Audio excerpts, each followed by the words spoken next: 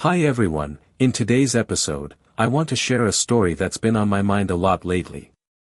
Recently, I had the chance to travel with an Australian government delegation to visit an Aboriginal community. Aboriginal people are the indigenous people of Australia. They've been living on the continent for a very long time. Some scientific studies estimate that they've been there for about 50,000 to 70,000 years, which is incredibly ancient. If you ever visit Australia and buy souvenirs, you'll probably notice designs with dotted circles, often in red or black. Those are traditional Aboriginal patterns. One of the most famous Aboriginal symbols is the boomerang. Whenever someone mentions Australia, chances are, the boomerang comes up too. A while back, I actually wrote an article on nochiu.com about why Aboriginal people, despite having such a long history, didn't develop like some other civilizations. It's a pretty interesting read. I'll leave the link in the description of this episode. Now, back to the story. In modern Australian history, when the British first discovered and began colonizing the continent, they committed many injustices against the Aboriginal people, killings, brutal policies, and systemic mistreatment. One of the darkest chapters in that history is known as the Stolen Generation, where Aboriginal children were forcibly taken from their families as part of government policies.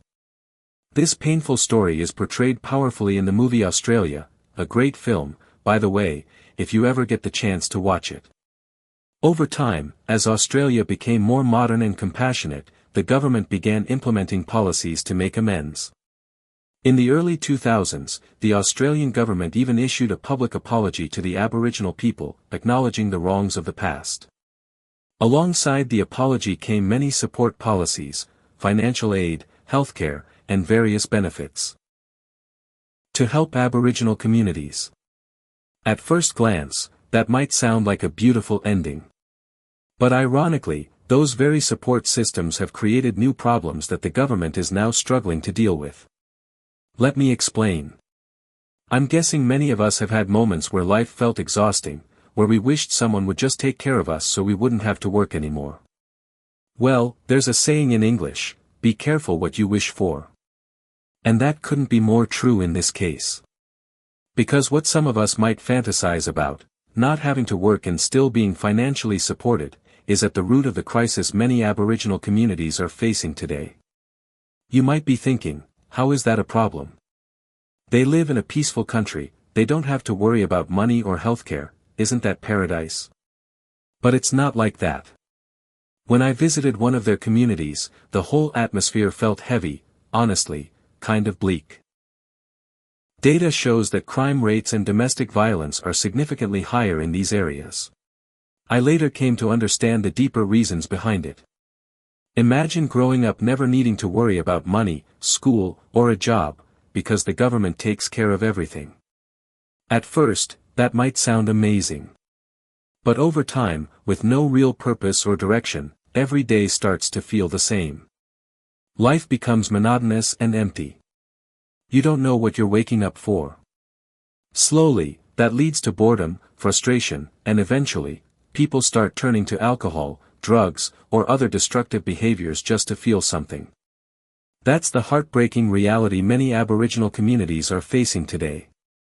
And actually, the project I'm working on with the Australian government is trying to find solutions to these challenges. I'm sharing this story with you because it left me with a lot to think about. Like I mentioned earlier, in our daily lives, it's easy to get tired, from school, from work, from always chasing the next goal. It can feel overwhelming. But I hope this story gives you a different perspective. Because sometimes, it's that very struggle, that constant effort to move from one goal to the next, that makes life meaningful. It gives us a reason to get up in the morning. And that's something many Aboriginal people no longer have. So yeah, that's the story I wanted to share with you all.